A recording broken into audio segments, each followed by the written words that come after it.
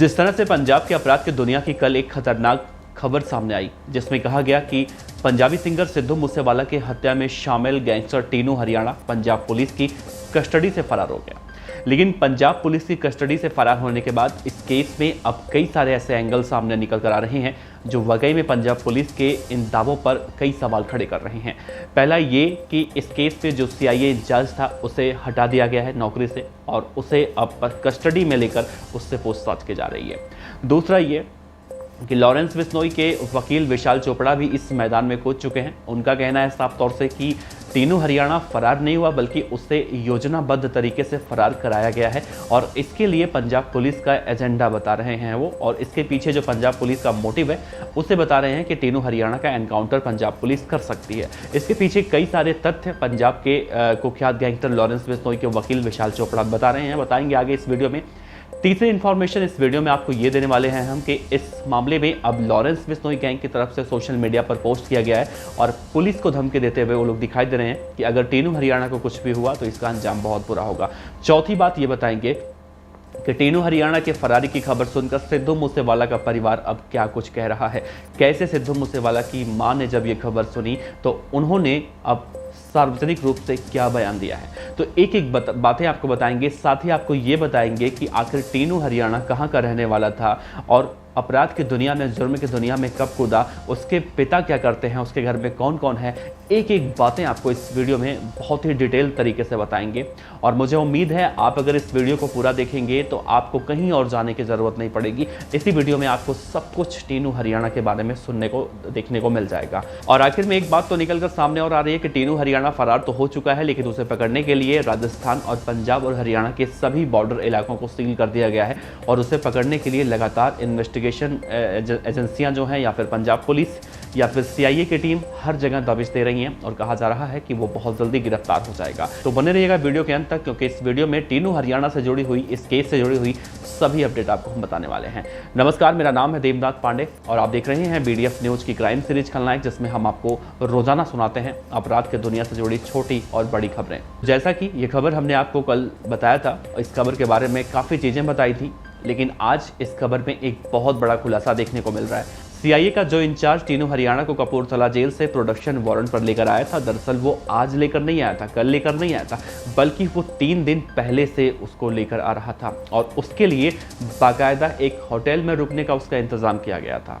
आप इस तस्वीर को देखिए, ये मानसा से करीब 25 किलोमीटर दूर झिनोर इलाके की तस्वीर है, जहाँ पर एक आपको पंजाब नेशनल बैंक का एक ब्रांच दिखाई दे रहा होगा और इसके ऊपर एक गेस्ट हाउस नुमा छोटा सा बना हुआ है और इसी गेस्ट हाउस पे गैंगस्टर टीनू हरियाणा को रखा गया था सीआईए इंचार्ज के द्वारा और यहाँ पर उसकी बाकायदा खातिरदारी की जा रही थी। ऐसी जानकारी अब मीडिया रिपोर्ट के हवाले से निकलकर सामने आ रही है। दैनिक भास्कर में छपी एक रिपोर्ट के मुताबिक कहा जा रहा है कि इसी गेस्ट हाउस में टीनू हरियाणा को पिछले 3 दिनों से लाया जा रहा था और ले जाया जा रहा था और इसके लिए बाकायदा सीआईए की कोई टीम नहीं थी पूरी, बल्कि एक ही पुलिस वाला था जिसे सीआईए का इंचार्ज बताया जा रहा है। फिलहाल वो अपनी प्राइवेट कार, यानी कि उसके पास एक ब्रेजा कार थी और उसी कार में टीनू हरियाणा को वो बैठा कर कहीं रोज ले जाया करता था और ला के यहीं पर छोड़ दिया करता था। अगर इस खबर की माने, अगर मीडिया रिपोर्ट की माने, तो कहीं ना कहीं अब सीआईए का जो इंचार्ज था वो सवालों के घेरे में है। बहरहाल उससे पूछताछ की जा रही है, लेकिन एक बड़ा सवाल उठता है कि आखिर उसकी फरारी 3 दिन बाद क्यों दिखाई गई।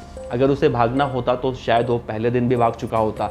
जब 3 दिन से वो उसी गेस्ट हाउस में था, उसके साथ एक ही पुलिसकर्मी था, अपनी कार में, प्राइवेट कार में उसको लेकर जाता था, मतलब एक कार में सिर्फ 2 लोग, एक पुलिस वाला और दूसरा गैंगस्टर।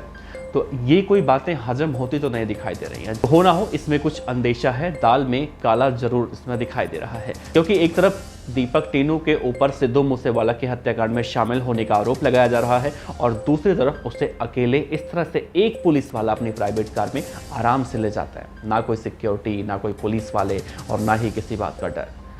जहां आपको देखने को मिलेगा कि लॉरेंस बिश्नोई हो या फिर जग्गू भगवानपुरिया हो या फिर सिद्धू मूसेवाला के हत्याकांड में जुड़े तमाम ऐसे शूटर हों जो हत्याकांड में शामिल थे, उन सब की जब पेशी होती है या फिर जब उन्हें कोर्ट से जेल के अंदर या फिर पुलिस कस्टडी के अंदर ले जाया जा रहा होता है, तो उनके पास इतनी ज़्यादा सिक्योरिटी होती है कि आप यकीन नहीं कर पाएंगे कि अगर उनकी सिक्योरिटी को देखेंगे और टीनू हरियाणा के बारे में सुनेंगे तो आपको ज़मीन और आसमान का अंतर दिखाई देगा। क्योंकि लॉरेंस बिश्नोई के साथ करीब 200 पुलिस के जवान होते हैं। जग्गू भगवानपुरिया का भी कुछ ऐसे ही हाल है। दीपक मुंडी या फिर जितने भी ऐसे गैंगस्टर हैं, शूटर हैं, उन सब की जब पेशी होती है तो उन्हें ऐसे ही कड़ी सुरक्षा में लाया जाता है। तो ऐसे में दीपक टीनू क्या इतना छोटा गैंगस्टर था जो उसे एक पुलिस वाला इतने आसानी से काबू कर लेता कि उसे अपने प्राइवेट कार में वो लेकर जा रहा था। और उससे भी बड़ी बात है वो जा कहाँ रहा था, 3 दिन से कर क्या रहा था। इन सब बातों की जांच पड़ताल चल रही है, क्योंकि दीपक टीनू को कोई सी और डी कैटेगरी का गैंगस्टर नहीं कहा जाता, उसे ए कैटेगरी का गैंगस्टर कहा जाता है। और एक ए कैटेगरी के गैंगस्टर को एक पुलिस वाला अपने प्राइवेट कार में इतने आराम से ले जाता है, लाता है, छोड़ता है, उसकी खातिरदारी करता है। तो ये कहीं ना कहीं अब पंजाब पुलिस के ऊपर कई सवाल खड़े कर रही है। पंजाब पुलिस के कोई भी अधिकारी, सरकार का कोई भी पक्ष अभी इस मामले में सामने निकल कर नहीं आया है। और दूसरी तरफ सोशल मीडिया पर लॉरेंस बिश्नोई की तरफ से दीपक टीनू को लेकर एक पोस्ट किया गया है और उस पोस्ट में साफ साफ लिखा है कि राम राम सभी भाइयों को। ये पोस्ट खास हरियाणा पुलिस और पंजाब पुलिस को लेकर है। हमारा भाई टीनू हरियाणा उर्फ दीपक पुलिस की कस्टडी से फरार हो चुका है। पुलिस उसके साथ कुछ भी नाजायज कर सकती है, इस वजह से ये पोस्ट करना पड़ रहा है। पहले ही हम पुलिस का बहुत सह चुके हैं और हमें अब नहीं सहना है। हमें मजबूर ना किया जाए, पुलिस की जो भी कार्रवाई बनती है करे, हमारे भाई के साथ कुछ भी नाजायज ना किया जाए। तो लॉरेंस बिश्नोई गैंग की तरफ से ये पोस्ट किया जा रहा है कि जो कानूनन कार्रवाई है वो पुलिस करे, लेकिन ऐसी कोई कार्रवाई पुलिस ना करे, नहीं तो उसका अंजाम बहुत ज़्यादा बुरा होगा। ये लॉरेंस बिश्नोई गैंग की तरफ से कहा जा रहा है। दूसरी तरफ लॉरेंस बिश्नोई के वकील ने भी साफ तौर से इसी बात का हवाला दिया है।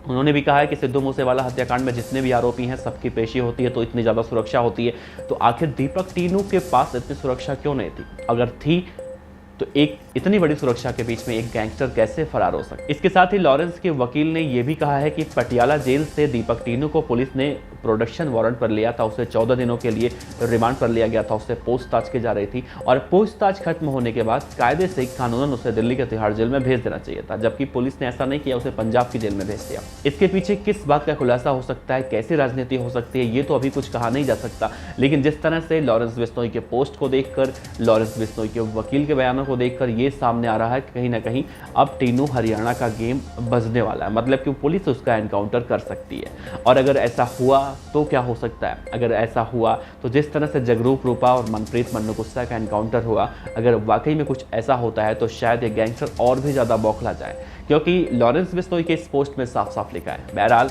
अब देखना अहम होगा कि आगे इस मामले में क्या कुछ होता है।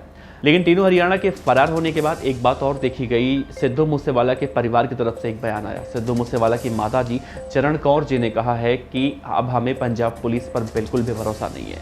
सिद्धू मूसेवाला को न्याय नहीं मिल सकता, हमें न्याय नहीं मिल सकता, आज हमें ये मालूम चल चुका है। क्योंकि एक कैटेगरी का गैंगस्टर पुलिस की कस्टडी से फरार हो जाता है, पुलिस वाला उसे अकेले लेकर घूमता है और 3 दिन तक जिस तरह से उसे एक VIP गेस्ट हाउस में रखा जाता है, उसकी बाकायदा खातिरदारी की जाती है। तो हमें अब पुलिस से इंसाफ की कोई उम्मीद नहीं है। अब लगता है कि हमें कुछ और करना पड़ेगा। इसके साथ सिद्धू मूसेवाला की माताजी ने कहा है कि अब हम बहुत जल्दी एक WhatsApp नंबर जारी करेंगे, उससे हम लोगों से अपील करेंगे कि पूरे देश भर में एक बड़ा कैंडल मार्च निकाला जाए ताकि सिद्धू मूसेवाला को इंसाफ मिल सके। और आखिर में दीपक गैंगस्टर के बारे में एक बात और निकल कर आती है कि साल 2013 में इसका एक छोटा मोटा विवाद हुआ था। दरअसल ये हरियाणा के नारनौल का रहने वाला है और इसका छोटा मोटा विवाद हुआ था, घरेलू झगड़ा हुआ था और इसने उस व्यक्ति की जमकर पिटाई की थी और उसके बाद ये जराइम की दुनिया में आ गया। तो करीब 11 सालों से दीपक टीनू अपराध की दुनिया में लॉरेंस बिश्नोई और जग्गू भगवानपुरिया के साथ है।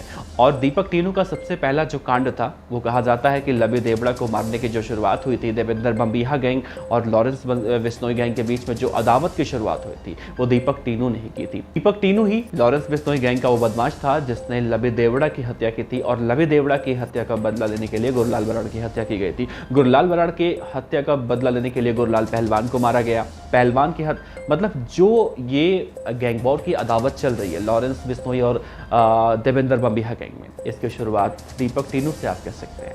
दीपक टीनू के पिता के बारे में कहा जाता है इसके पिता एक पेंटर हैं, इनकी माता जी हैं और 2 भाई और हैं जो कि इनकी भाभी हैं, घर में और सारे बच्चे हैं, तो सब लोग हैं। इनके प्रॉपर्टी के बारे में भी कहा जाता है इन्होंने काफ़ी कुछ प्रॉपर्टी इन 11 सालों में बना ली है। उन सब पर अब रेड मारा जाएगा। एनआईए ने अभी हाल ही में रेड मारा भी था, तो काफ़ी कुछ चीज़ें साफ हो जाएंगी।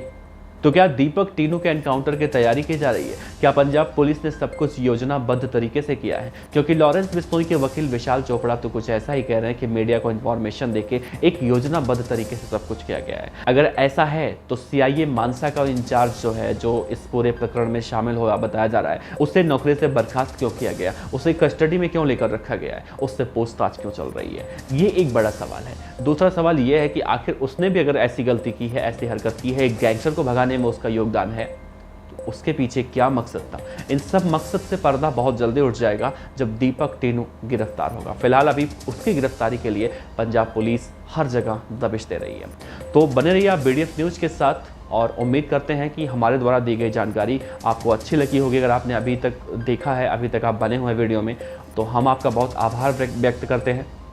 साथ ही दीपक टीनू की गिरफ्तारी को लेकर आपका क्या कहना है? क्या दीपक टीनू गिरफ्तार होगा या फिर उसके गैंग के लोगों का जो डर है एनकाउंटर का, क्या वो कुछ होने वाला है? खैर जो कुछ भी होगा हम आपको इस पूरे मामले में इसी तरह से खबर बताएंगे। तो आप बने रहिए BDF न्यूज़ के साथ। अगर आपको जानकारी अच्छी लगी हो तो आप हमारे चैनल को सब्सक्राइब कर सकते हैं, साथ ही बेल आइकन का बटन भी दबा सकते हैं और वीडियो को लाइक कर सकते हैं। शेयर करने के लिए नहीं कहूँगा क्योंकि अपराध की दुनिया की खबरें कहीं ना कहीं बहुत ज़्यादा लोगों को अट्रैक्ट करती हैं।